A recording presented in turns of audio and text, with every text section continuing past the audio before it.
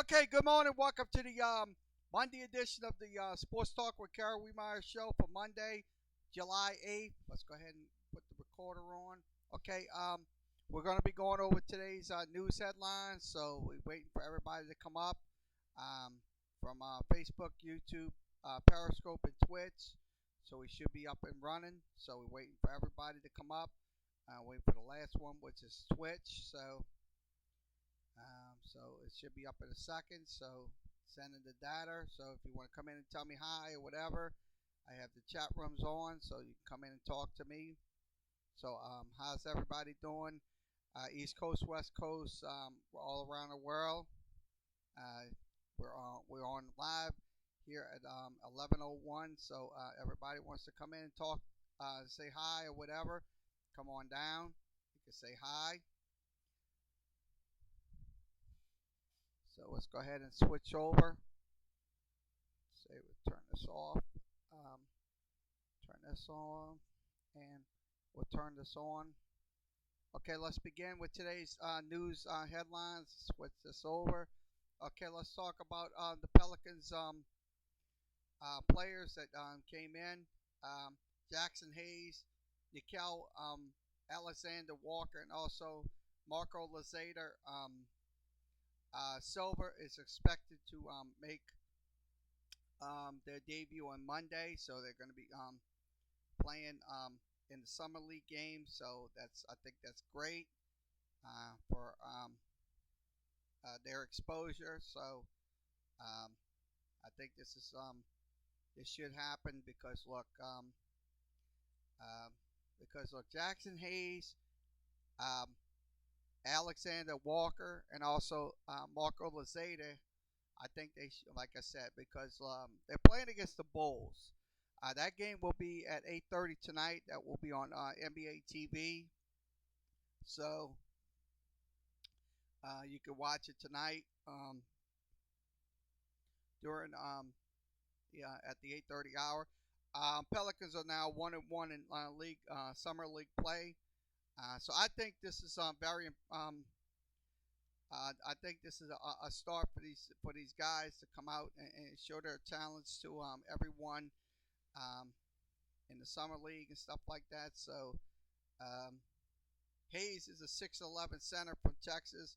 He was picked 8th overall. Also, Alexander Walker, who played at Virginia Tech, is 17th pick. And Silver, he played in Brazil. He was the 35th pick overall. Excuse me. So I say this is very good for this team. This is from Rob Walker. You can reach him at the Times-Picayune / New Orleans Advocate. That's Times-Picayune / the New Orleans Advocate. You can reach him at NOAA.com. Same address, but it's Times-Picayune and um, New Orleans Advocate. So let's go ahead and switch over.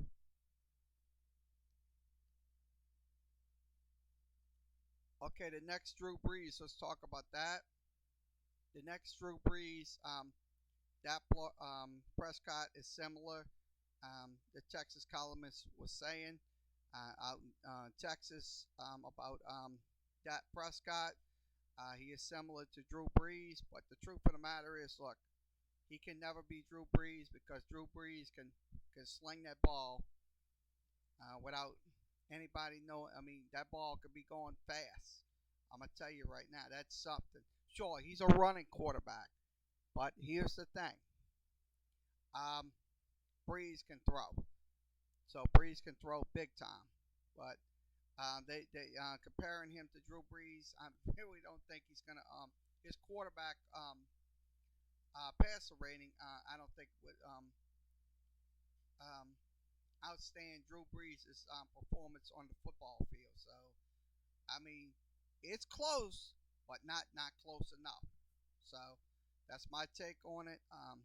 With Dak Prescott and Drew Brees, you can if you think Dak Prescott is worthy of a Drew Brees comparison, give me your takes via Facebook, Periscope, YouTube, and Twitch. You can come on in Please be advised, observe all the rules and regulations that we have. We have to have them because we don't want to have any incidents of any kind in the chat room. So please come in here. Please be advised.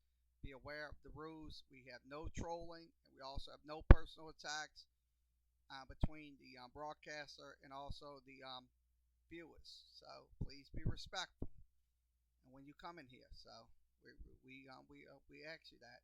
So this is what we're showing you right now. This is from the Fort Worth Telegram. That's the Fort Worth Telegram. You can reach them at the Star Telegram. That's in Fort Worth, Texas, at www.startelegram.com. That's startelegram.com. So this is from the AP as well. So AP and Fort Worth Telegram. Okay, next one we're going to be showing you. Okay, Minnesota.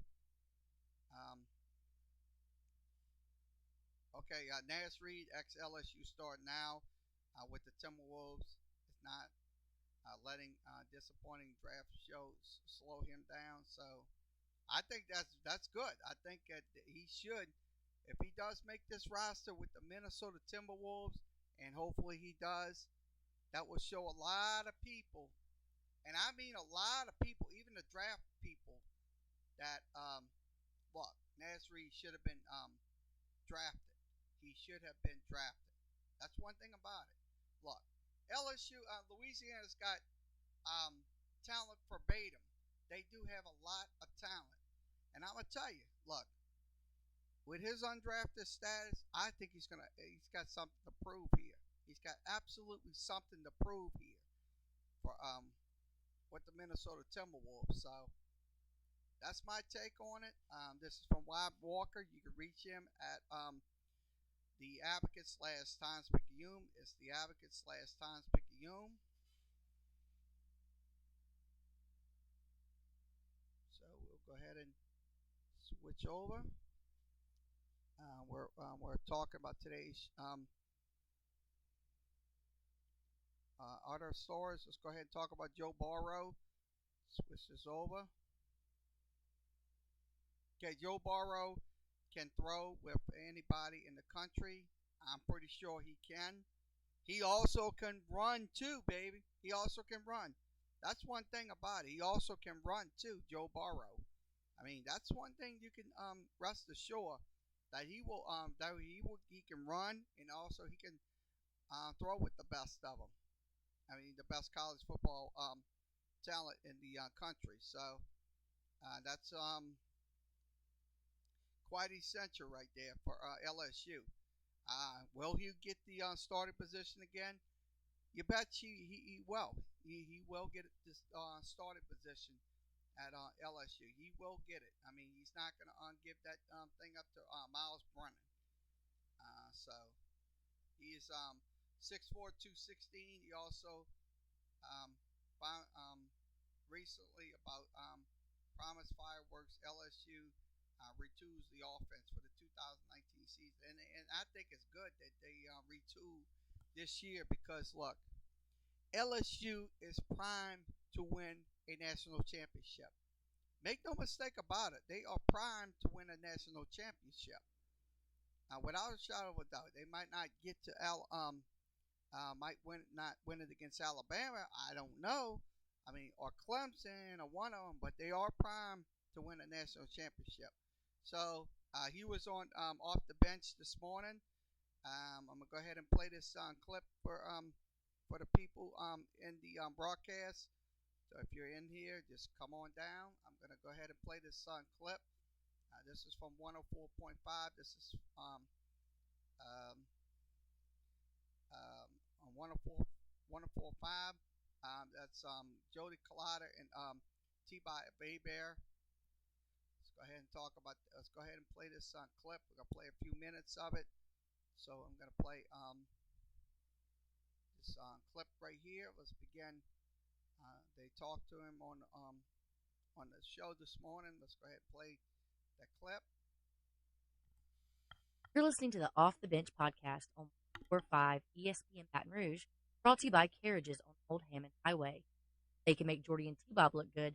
They can make anybody look good. Visit them at carriagesbr.com.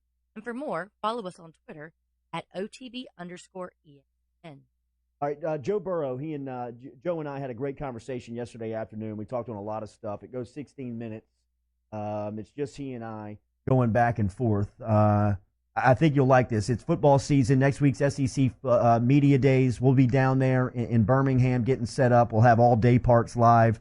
Us in the morning on OTB. Jimmy Ott at lunch, hanging with Hester. Will be there on Monday with LSU, and then 3 to 6 Moscona will be there in the afternoon. So looking forward to starting off football season, which really seems like it's a week away. Here's our conversation with LSU senior quarterback going into his final season of college football.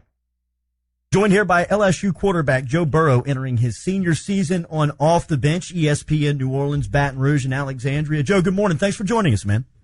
Thanks for having me. Absolutely. Tell me about the offseason. I know that the Manning Passing Academy just wrapped up, and you were down there. Tell me how you spent this offseason getting prepared for your final year of college football. Yeah, I've really spent this offseason just like I've spent every offseason so far I've been in college, just working really hard, taking some time off, resting my body when I can. And you mentioned the Passing Academy, and that was a lot of fun getting to be around some of the top guys in the country. How was that experience? I know it's a different experience for the LSU quarterback, just with the attention of being in South Louisiana, but you're around so many just good players of that position, and then you bring in the Mannings and you start talking about what they bring to the position in the game. What was that week like for you? It was a lot of fun. They make it a lot of fun for all the guys to go, and you're around some really good players, NFL and college. And I really enjoyed picking the brain of Eli Payton and Archie. They were great to us as far as letting us talking to us, sharing their trade secrets. So it was a lot of fun. Biggest takeaway from those conversations? I can throw it. The biggest takeaway for me was I can throw it with anybody in the country, and that's what I was most excited to see, how I stacked up against guys like Trevor Lawrence and Jake Fromm. And I can throw it with everybody in the country, and that was exciting for me. You guys won a New Year's Day Bowl last season. You win 10 games. You seem like in the offseason you're one of the hype teams. A lot of people are talking about you guys. What are your expectations for LSU this upcoming season? I mean, there's obviously high expectations for us. Our expectations inside the program are probably higher than everybody else's. But yeah, kind of have to shelf those and just focus on getting better every day. I know that's cliche, but I don't think you're going to be a very good football team if you can't do that. Coming off a year last year, we were not pegged to be one of the better teams in the SEC, and we kind of surprised a lot of people. But we have a lot of people coming back from last year, and now we have the experience to go with it. So I must say this, yeah, they should be primed and ready for the national championship run. I think they should. I mean, what he's saying in this podcast is absolutely true. They were not tagged and ready for the big time. But the truth of the matter is, look, with Joe Burrow coming in from Ohio State, I'm gonna tell you, they're going to be primed and ready for what's to come during this football season. Also, just a house note, keep a note, SEC Media Days will begin next week. We will most likely have coverage on that as well. So let's go ahead and go back to the thing with Joe Burrow and Jolie Collada and T-Bob Hebert. So this was from Off the Bench this morning. I'm excited about the year. Joe Burrow joining us here off the bench, ESPN Baton Rouge, New Orleans, and Alexandria. We've talked to a lot of people on this show, whether it was Coach O, Coach Insminger, Coach Brady. Last week we talked to Mickey Joseph. Everybody says it's your team. Do you feel like it is? I feel like it's our team. I don't feel like it's my team or any one player on the team. Like, I don't think it's I think it's our team, and Coach O talks about it. It's not his team, it's our team. It's not my team. It's LSU's team, and I think, we have a lot of leaders that kind of work together to create this thing. One of the things that seems like it's pretty common when you talk to people that are around this off season is the workouts that you guys are doing for players, just individually. How has that been going?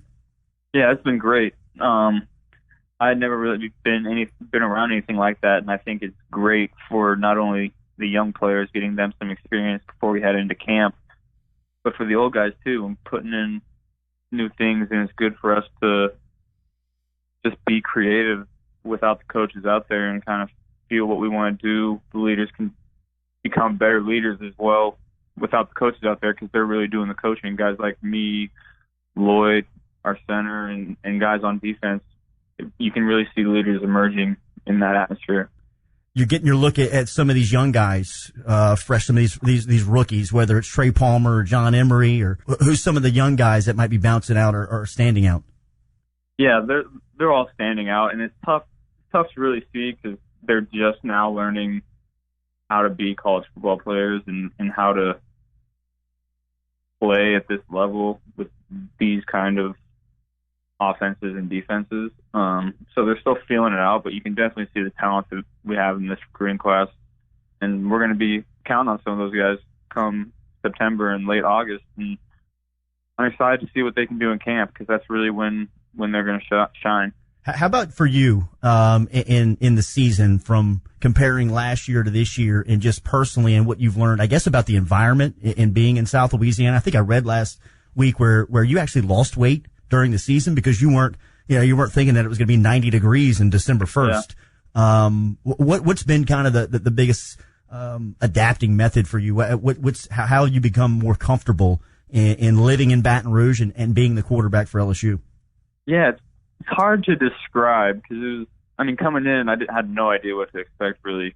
And, it took me a while to get used to the dynamics in the locker room, and it's kind of just hard to verbalize what it means to be a leader in that situation, because I just had never been around people from Louisiana or from Texas. And so being from Ohio, I was just different than everybody else. So I had to learn how to fit in that environment, and then find my niche as a leader. And it took a while, but I'm getting really comfortable. All right, everybody's talking about you this offseason, going into your senior year, and the expectation around the quarterback spot, and everybody's fired up that LSU has a quarterback coming back with some experience. But another Joe that everybody's talking about is Joe Brady, and we had Joe Brady on a couple of weeks back, and he was talking about the relationship that you and he had cultivated in just a short time, and the amount of respect that he has for you, the football player, and off the field. Tell me about your relationship with Brady and the changes that he brings to that side of the ball this year.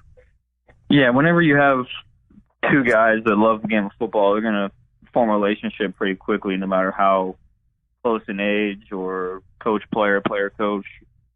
If you love the game, you're gonna bond with somebody. And I think we have that with me and all of our coaches on the offensive staff. Coach Brady has brought in some really nice new concepts that I'm excited about. And Coach G has brought in some of his own from his studies this offseason. So I think we're kind of working to build this thing collaboratively. And I think it's going to be really, really explosive. I'm really excited to showcase it. Joe Burrow joining us here, ESPN Baton Rouge, New Orleans, and Alexandria. The fans, everybody that covers the game, everybody that covers LSU is expecting this much different offense this year because of what you guys were talking about in spring and I guess the impact that Joe Brady brings. How different will it look? I think it's going to look a little different. You kind of want to be a little guarded because nobody really knows what exactly we're going to look like yet. So we don't want to give away too much. But I can't say we're very excited about where we're going. We're going to pick up the pace a little bit, get our playmakers in space, because one thing LSU always has is playmakers. So we're going to spread the field out and get those guys in space and let them go to work. I want to talk to you about a couple of those playmakers here in a little bit, but one thing that Brady and Ensminger emphasized when they were here was that the quarterback's going to have to protect himself this season because there's not going to be a lot max protects. They're going to send backs out. They're going to have tight ends going out. How has that transition for you, that increase in workload gone into your off-season preparation? It really hasn't. That's kind of what I've been doing my whole life. 5-man protection, get the ball out fast. If I get pressure, find the back right now, get 4 yards, and don't make a bad play worse. That's really what I've been doing. So that's what I'm comfortable with. So I really haven't changed my mindset at all. I really had to change my mindset last year. I really hadn't been in an offense like that before. So I think this 5-man protection, 6-man protection, get more people out in routes will help us go faster and help our own line. Maybe later in the games when they're getting tired. Joe, is it true that you had never played under center? Like you had never dropped back before last year? Is that right? Yeah, I didn't take a snap under center since probably youth league, 6th grade. Yeah, that's crazy. But so I mean, like how far along in the process did you finally feel comfortable doing that? I mean, I could tell you that I was comfortable with it Miami game 1, but I really wasn't. I was out there kind of just winging it, just trying to play football, trying to win games any way that I could. And then the last part of the season, I think you could see us kind of take off when I got comfortable and when our offense got comfortable playing together. Because people forget we had like 9 or 10 new starters on the offensive side of the ball. The last part of the season, we kind of got it clicking.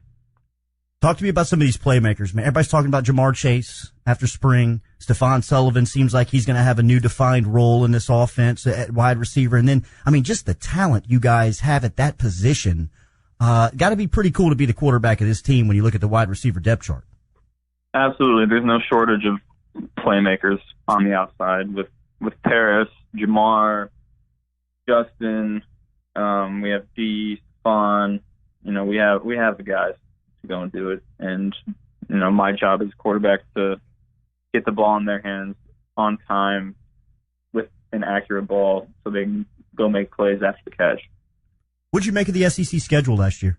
Like, what'd you think about going to venues on the road and hosting big SEC games? What was that like for you? Yeah, there's definitely no cakewalks in the SEC. And that's, playing in the Big Ten for a while, I was always on, the SEC is kind of overrated, and playing a season in the SEC, I can tell you it's definitely not overrated. It's tough week in and week out. So that'll kind of change my mindset going into the year that I gotta be ready every game and play my A game in order to win games. We had your old man on a couple of weeks back, or it was right after spring, and he was fired up. He was talking about that he was finally had a year off of football and not coaching and to be able to watch you play. I wonder, everybody we talk to talks, one of the first things they say about you is that he's a coach's son. Do you take that as a compliment? Yeah, for sure. Yeah. I think it's probably helped me as far as understanding. Okay, that was the Joe Burrow on off the bench this morning with T-Bob Hebert and Jody Collider. I'm going to be honest with you. Look, what he said about the wide receiver core, they are stacked. That's one thing about it. LSU's, there's a lot of room for playmakers. That's one thing about it. I mean, look, make no mistake about it. They are good. They're going to make plays this year. These wide receivers that he was talking about in this podcast and stuff like that. I think is quite essential that he gets that ball on time, and also so they can make the plays. And here's another thing: if he has to, if the pocket does break down, he can run. He can definitely run. That's one thing about it. I mean, look, and he also talked about Coach Joe Brady. What they're going to have on the offensive side of the football.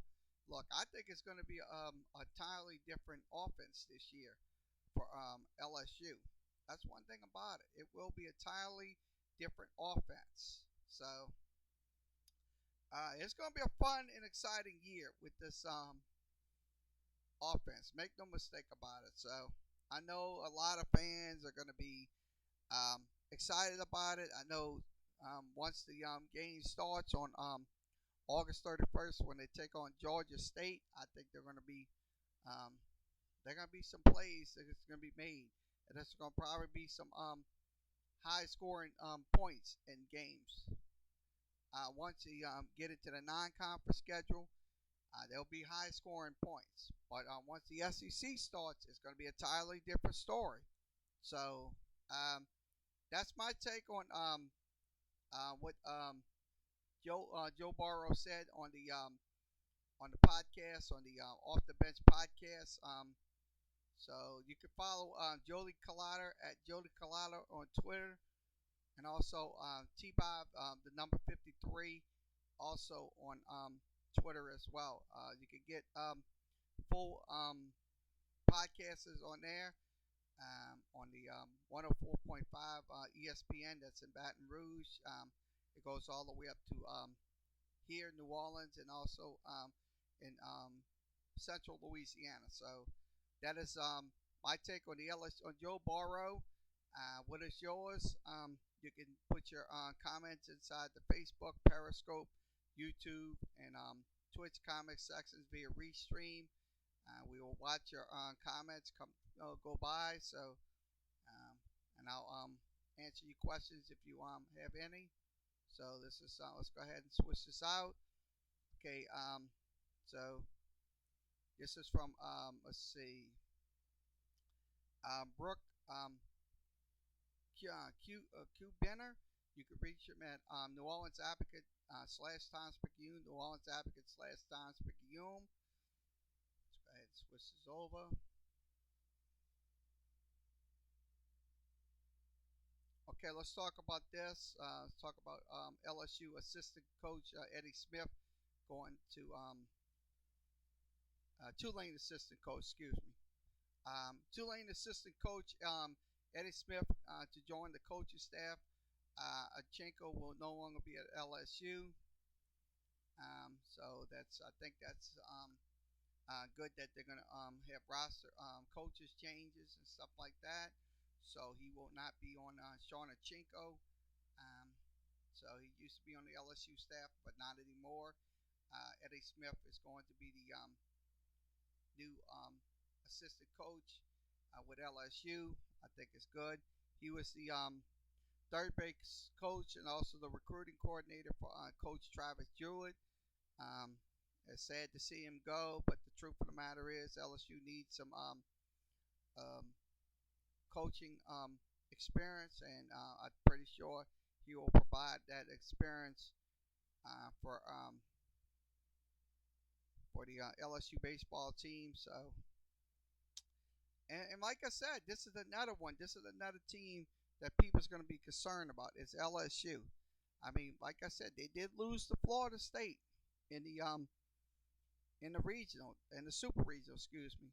So they're gonna have to rebuild this year, because look, a lot of people's gonna get very anxious, and a lot of people are gonna be questioning this coaching staff. So that's my take on Eddie Smith joining the LSU coaching staff as a volunteer assistant coach and also hitting coach. So he's going to be on the staff. So this is from the Advocate /Times Picayune. The Advocate /Times Picayune. Okay, let's see. What else we're going to talk about? Okay. Who will make the Saints 53-man roster? C. Ways too early to guess, and positions to watch. This is it's going to be very important now. Who's going to make this 53-man roster for this the Saints team? I mean, Saints training camp will begin. The rookies will report on the 18th, and also the veterans on the 25th. So there'll be plenty of time to sort out the roster positions for the Saints. So we'll go ahead and talk about it.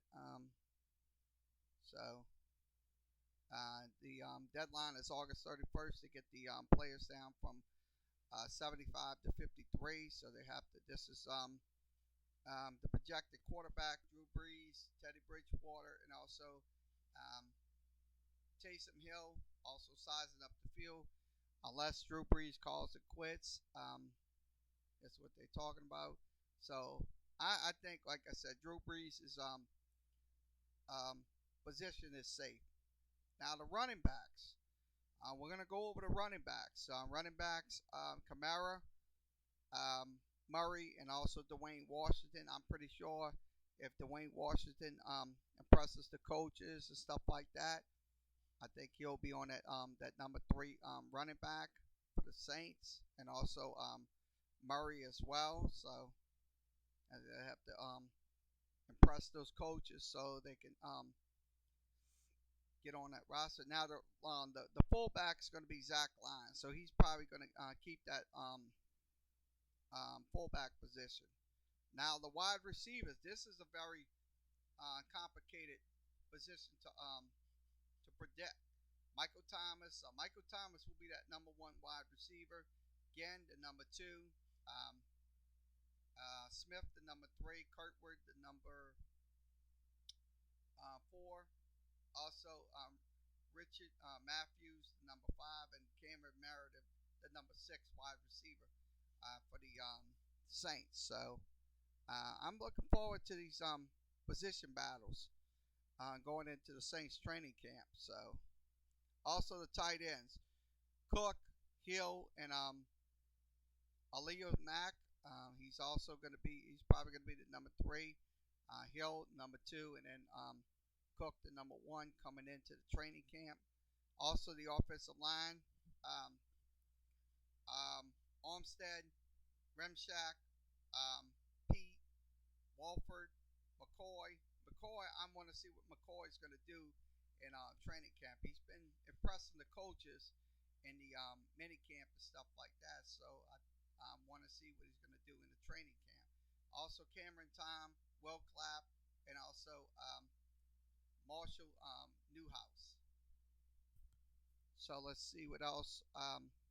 Now on the defensive side, the defensive ends, Cam Jordan, Marcus Davenport. Hopefully we can see Marcus Davenport on the field. He don't get injured or none of that stuff. Mario Edwards, also Carl Gradison, and also Trey Hendrickson. So that's going to be a size up right there. So it's going to probably be between Davenport and Jordan. That's going to be the size ups right there. Now, for the defensive tackle, David Amaga, also Starward, also Brown, and Sheldon Rankins will probably. Hopefully, I'm going to be concerned about that Amaga because look, he was charged with using weed, smoking weed or something like that. So it's going to be a very concerning position. Hopefully somebody will if he has to serve a suspension, they'll have somebody in his place until after he serves that suspension. Hopefully he's not going to be suspended. Hopefully, but we most likely will. So that is the let's go ahead and go over the linebacker position. Davis, Klein, Azor, Azonli, also Robinson, Beagle, and Caden Ellis.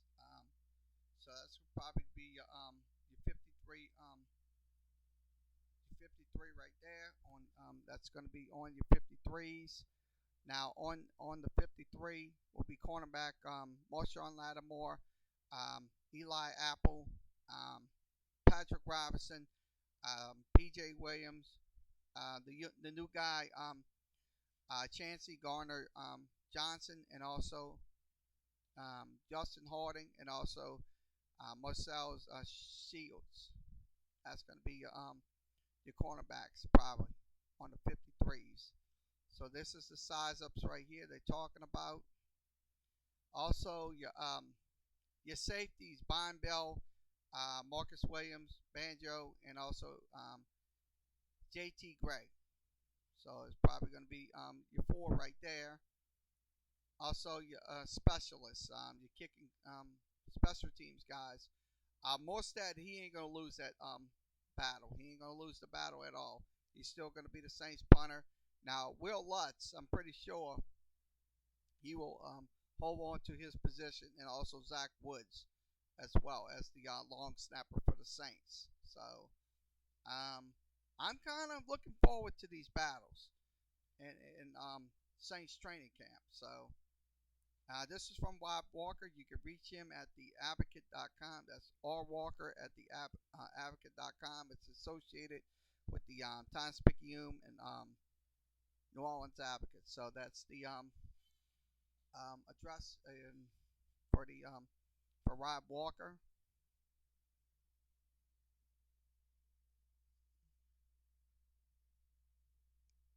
Okay.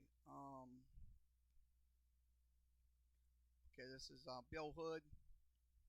Nope. Didn't post no comment, no thing on there. Okay. Okay, let's go ahead and talk. Let's go over some American Legion baseball. American Legion baseball action in the tournaments.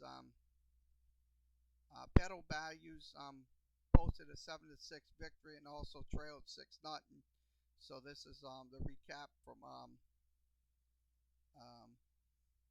the American Legion baseball tournament that happened over the weekend. So Pedal Values is I think it's associated with trying to see what the team they're playing. Sharp Aces Refine of Hineville, so they are with Shaw High School. So no so Pedal Value, I think they're associated with trying to see what school they're with, their base school. So that's what we're showing you. Okay, early in the day, Chalmette base Gulf Coast Bank was eliminated from the tournament, losing 12-6. 12-6. Refine Earl 10-8 was also in the elimination game as well. So that's what happened on that. So that's I look at it this way. These young men, I'm gonna tell you, these young men are very. I mean, look, they're going to be in a college near you. They're gonna play. I mean, these players can play, absolutely can play. So that's my take on this American Legion games. This is from Joseph Holm. That's HOLM. You can reach him at the Advocate / Times-Picayune.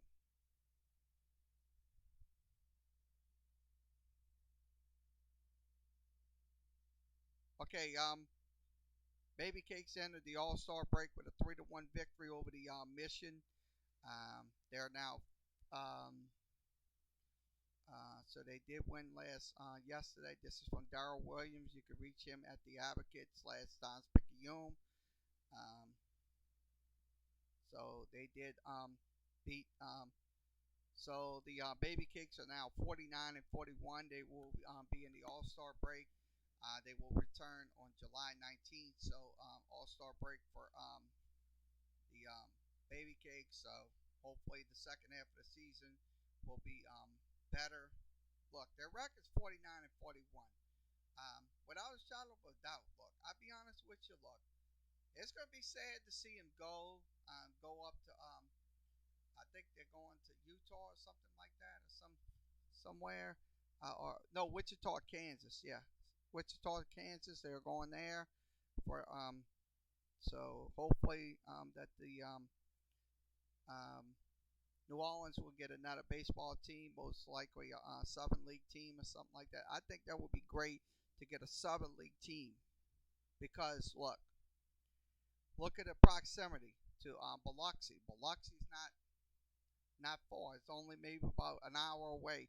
Also, Pensacola is about maybe about 4 hours away, and Mobile, maybe about 3 hours away. So I think, to be honest with you, I think they should go into the Southern League. There would be Double A ball. I think they should play Double A ball. Let this team go. Let it go to Wichita or wherever it's going, and we can get a Southern League team over here. Because look, baseball started over here. It was back in, I think, 1887. They had a team over here, and it was the Pelicans. So look, they have a rich history over here, here in New Orleans. So I think it's a very,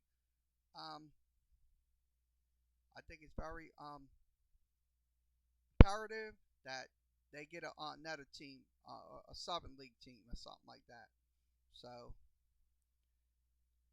that's one thing I would like to see for this New Orleans baseball team is get another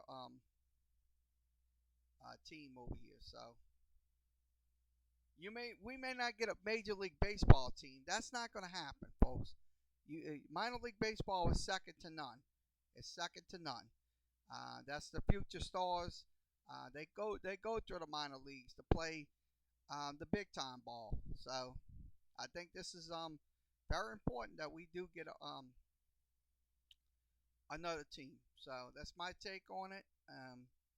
This is from Darrell Williams. You can reach Darrell Williams at the Advocate/Times-Picayune. That's associated with they merged together. So let's go ahead and switch this over.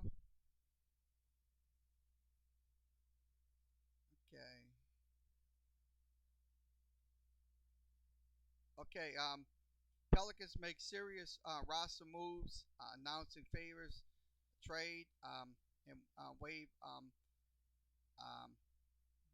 Burton, and also renounce Clark and Blulet. So I think this is very important that the Pelicans make these changes before the preseason, because I'm gonna be honest with you. Look, we can't have a bunch of losing teams. They officially announced a trade of let's see, Derek Favors. He's a 9-year veteran. He was sent over to the Jazz for a second round pick in 2021 and also 2023. Um, they owe 39th pick from draft night. So I think this is very important that we do make these trades, changes and stuff like that. So to help this team out. Favors is averaging 11.6 points a game, 7.2 rebounds, and also 25 minutes on the floor. Last year he played 76 games with 70 starts. He had a career shooting high of 58.6 from the floor, so that's pretty good right there. I think they're gonna so he did struggle from behind the arc, shooting 29.4, so that was not good at all. So look, they right now they're starting to get. They also renounced the rights to free agency Ian Clark and also Trevor Blulet, according to Kevin Keith Smith from Yahoo Sports. League sources, meaning their cap no longer on the team salary. Clark, which has previously signed a 1-year deal with the Pelicans, and played and over the past 2 seasons. Also, he played 60 games and 6 starts. He also shot 39.4 and also had 6.7 points a game. So I think this is going to help this team, because look, you got to be aggressive. You got to be absolutely aggressive, because look, this is our window of opportunity, folks. This is our window of opportunity to get it right. Because look, Blulet played in the G League, so that's another one.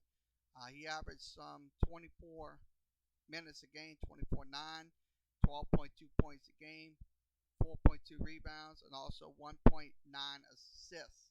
So look, also the guard um, played 4 years in college at Xavier. So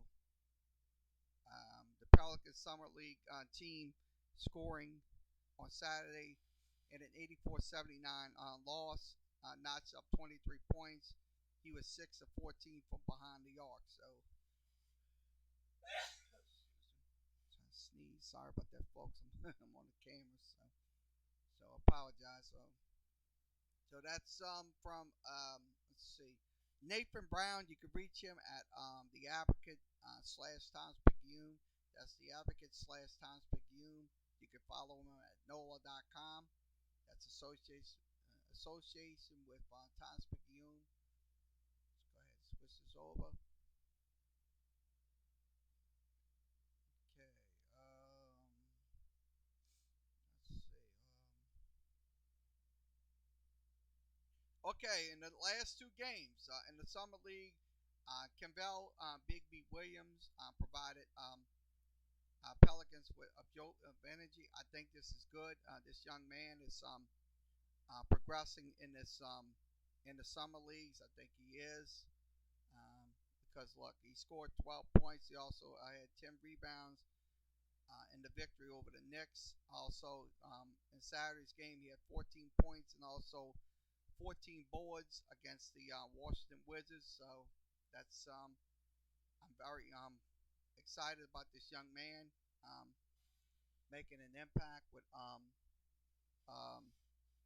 the New Orleans Pelicans. So if hopefully he does make the roster and be in the reserves. He will most likely be off the bench. He will not be in the starting five unless they need him. So he most likely will be on the bench. He will be a reserve. He'll be a bench scorer like that. So that's one thing about it with Bigby Williams. So that's my take on it. This is from Rob Walker. You can reach him at Rob Walker at theadvocate.com. Rob Walker at theadvocate.com.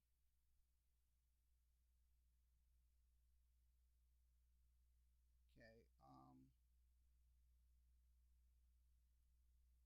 Let's see what else we'll talk about.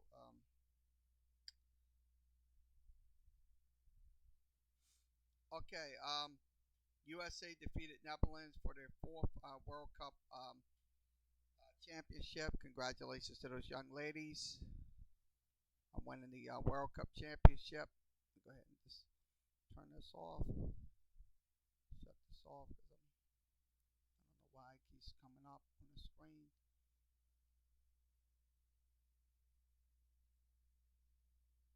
don't know why it keeps coming up on my screen. So hold on, let me get this out of there. Sorry about that, folks. And I know it's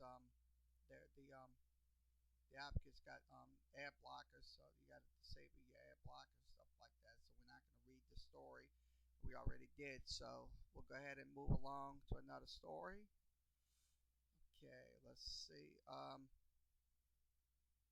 Fantasy football, St. Tammany Parish style. This is a column from David Faust II. You can reach him at the Advocate / Times Picayune. This is the fantasy football St. Tammany Parish edition. They're talking about the football teams in St. Tammany Parish. The quarterback, Christian Westcott from Lakeshore. Now the running back is Corey Warner. Warner. Warren from Pearl River. Also Iverson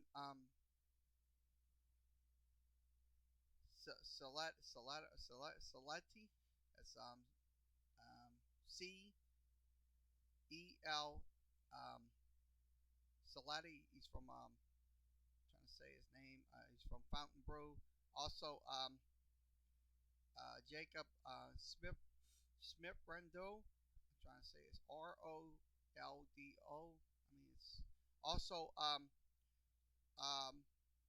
Will Shepard from Mandeville. Also Colby Callahan from Covington. Also, Spencer Jordan from Lakeshore. Also, all-purpose is Harlan Dixon. He's going to be heavily recruited. Also, Logan Coates. That's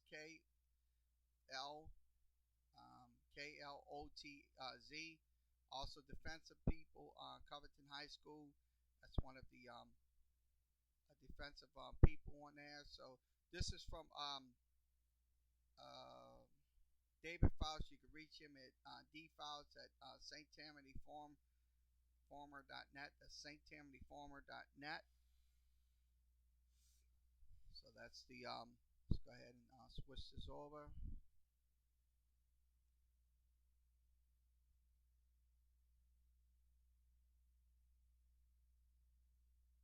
Okay, this is the last one we're going to be going over. Okay, the Pelicans draft night trade is official. Check out what Atlanta and New Orleans landed. Let's go ahead and talk about that. This just came out yesterday. Pelicans have landed Williams, also. So Jackson Hayes, Alexander Walker, and also Marco Lazada Silva. Atlanta will show you Atlanta's. Atlanta have landed. Let's see.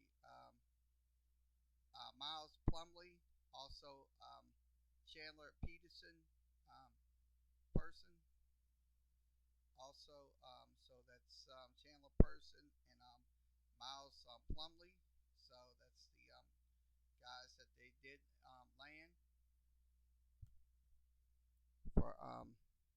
So this is from the Nathan Brown. You can reach him at the advocate/Times-Picayune. That's advocate/Times-Picayune. Okay, let's go ahead and so we're gonna have to cut it off after 60 seconds, 60 minutes. Let's go ahead and switch this over. Okay, let's go to the ESPN. We're on ESPN.com. So let's go ahead and see what we're going to talk about today. Okay. Help Holtz Gas's fourth Wimbledon run. So I'll be honest with you, this young lady will have more Wimbledons to win. So she did lose 6-3, 6-3 in the fourth round. So so we will show you a few clips of it. So we cannot show you a lot. We'll show you a few clips. Oh, it is good. Outstanding. And Halep has a 4-2 lead.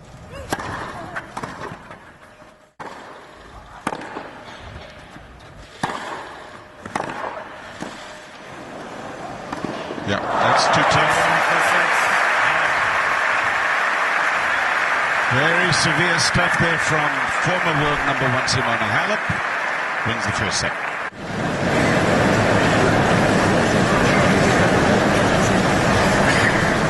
That's on the phone. So the doctor having a chat, trying to hear, but unsuccessfully. So earlier he gave her a pill.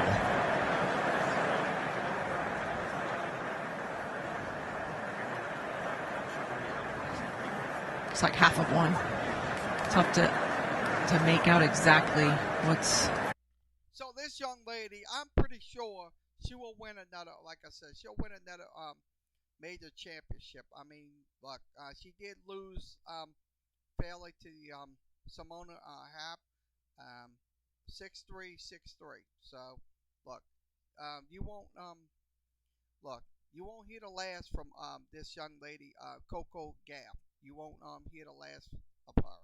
So I think this is like I said, this young lady, look, she's 15 years old. She's gonna learn a life lesson from this loss, and she'll move on, and she'll be bigger, and she'll be better. That's one thing about it.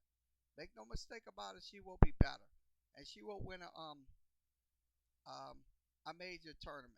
So, I mean, I say congratulations to this young lady.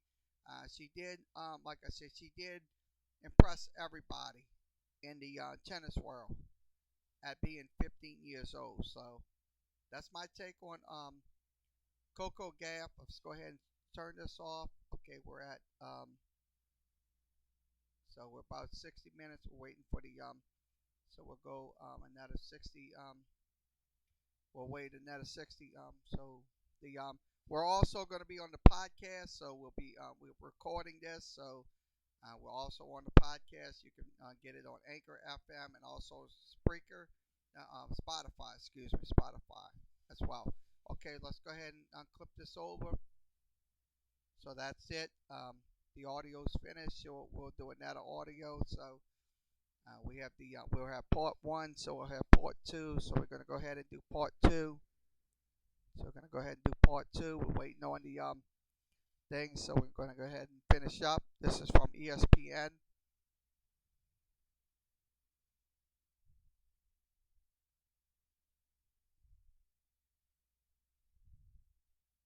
Okay, let's see.